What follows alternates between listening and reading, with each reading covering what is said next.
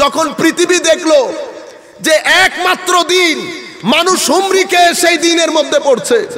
এখন মানুষ যখন ইসলামের মধ্যে আসছে তো কিছু না কিছু করতে হবে না? কিরকম করতে হবে? বাইরে থেকে আক্রমণ করা যাবে না, আক্রমণ ভিতর থেকে করতে হবে। আমার নবীর জমানা থেকে আজকের দিন পর্যন্ত মুসলমানদের উপর আক্রমণ দুইমুখী। কয়মুখী? একটাকে আমরা বলি খারেজি, আরেকটাকে বলে দাখিলি। একটা ভিতর থেকে আরেকটা বাইরে থেকে, একটা ইন্টেরিয়র একটা এক্সটেরিয়র, একটা ইনার সাইড একটা আউটার সাইড, একটা ইন্টারনাল একটা এক্সটার্নাল, একটা ভিতর থেকে কারা করে? মুনাফিকরা ম্যান অফ ডাবল ফেসেস, তাদের চেহারা দুইটা।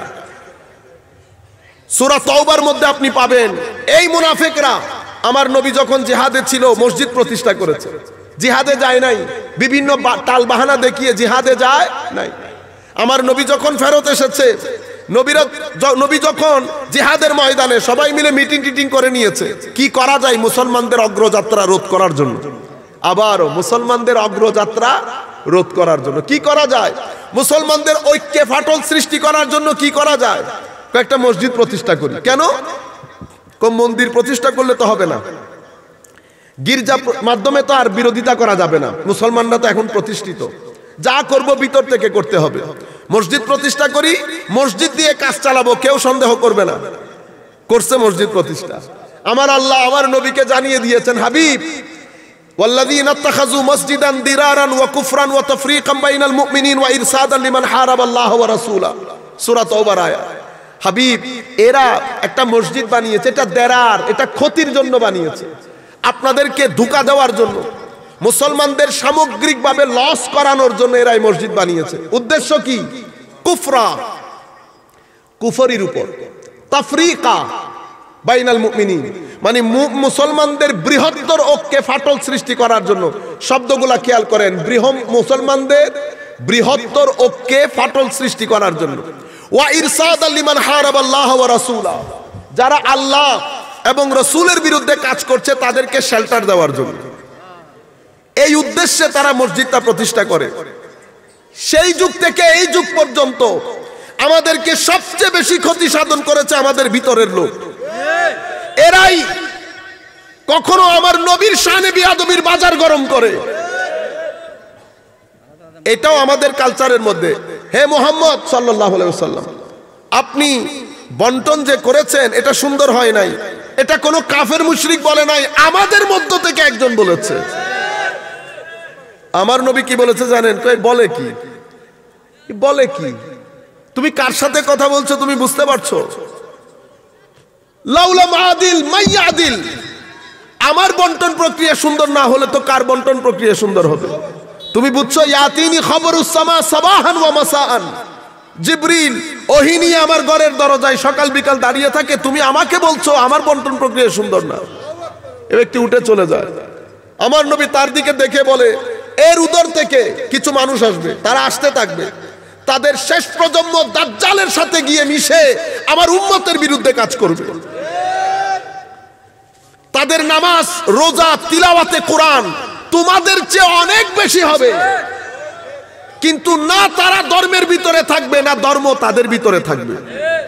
আপনি কিছু আমি যে কথাগুলো বলছি কিছু করতে হচ্ছে না। কালকে গুগলের মধ্যে বুখারী শরীফ লিখবেন, আসবে, সেখানে লিখবেন, আরবিতে তো লিখতে পারবেন না, আরবিতে লিখলে কিতাবুল খাওয়ারিজ, আর যদি ইংরেজিতে লেখেন লিখবেন বুক অফ খারিজাইট, বুকস অফ খারিজাইট। এটা লিখলে হাদিসগুলো ধারাবাহিকভাবে চলে আসবে। আমরা ইমাম বুখারীর দরবারে লাখ স্যালুট করি, হুজুর আপনি উম্মতের উপর কত বড় ihsan করেছেন। এই হাদিসগুলো যদি কিতাবের মধ্যে আপনি ইনক্লুড না করতেন আজকে আমরা বড় দুঃখায় পড়ে যেতাম। সেই জায়গার মধ্যে আমার নবী স্পষ্ট ভাষায় বলছে, কি বলছে? যে তারা না দ্বীনের ভিতরে থাকবে না দ্বীন তাদের ভিতরে থাকবে।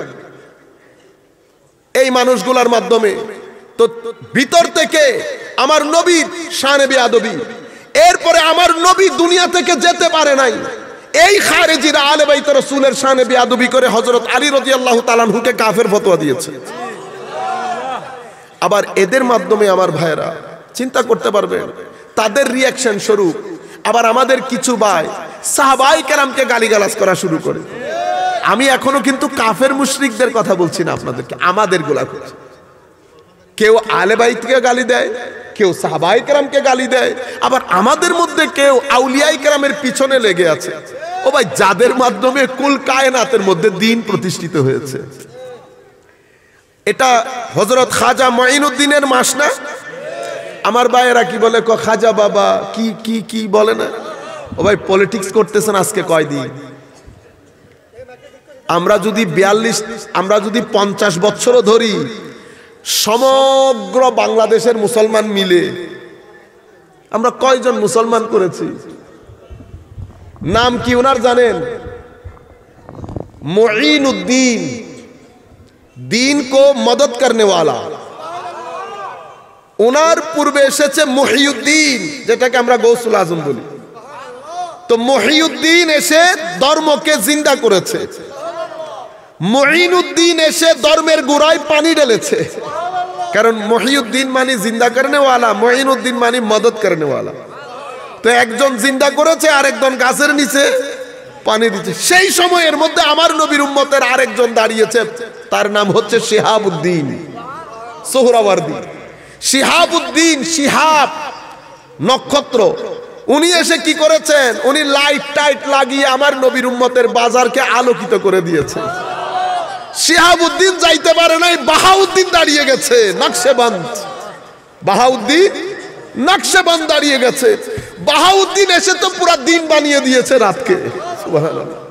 মহিউদ্দিন, মঈনুদ্দিন, শিহাবউদ্দিন, বাহাউদ্দিন। সম্মানিত উপস্থিতি, এই আন্দাজে আউলিয়ায়ে কেরাম দ্বীনের খেদমত করেছে, আর আমার ভাইয়েরা রাত দিন আউলিয়ায়ে কেরামের পিছনে লেগে আছে। বিশ্ব যখন এই ঘটনা দেখেছে, তো বিশ্ব টাকা খরচ করা শুরু করছে, টাকা খরচ করা শুরু করছে। তো টাকা খরচ কেমনে করতে হয় আল্লাহ পাক জানে কেমনে করছে।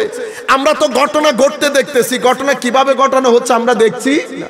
আমরা দেখছি হঠাৎ করে যুবকদের মধ্যে একটা উত্থান, মাযহাবের বিরুদ্ধে, আমার নবীর ইশক আদবের বিরুদ্ধে, মিলাদুন নবীর বিরুদ্ধে। উম্মতের মধ্যে মসজিদে মসজিদে ফিতনার বাজার গরম হয়েছে, ফিতনার বাজার গরম হয়েছে। এখন বুঝতে পারছেন ব্যাকগ্রাউন্ড কোন জায়গার মধ্যে ঘটেছে? এই জায়গার মধ্যে সমস্যা সৃষ্টি হয়েছে।